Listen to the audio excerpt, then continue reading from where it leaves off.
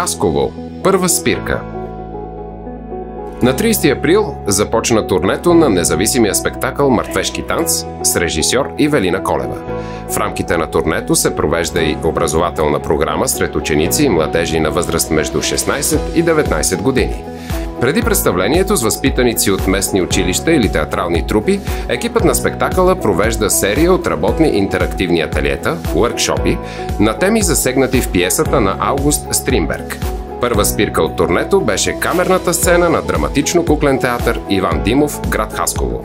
Темата на образователното ателие беше «Връзките между нас». Ателието имаше за цел да обърне внимание върху връзките между различните поколения и как те влияят върху личността и взаимоотношенията ни с останалите. Водещи на уъркшопа бяха Ивелина Колева, режисьор на спектакъла, и актрисата в ролята на Алис Християна Стоименова.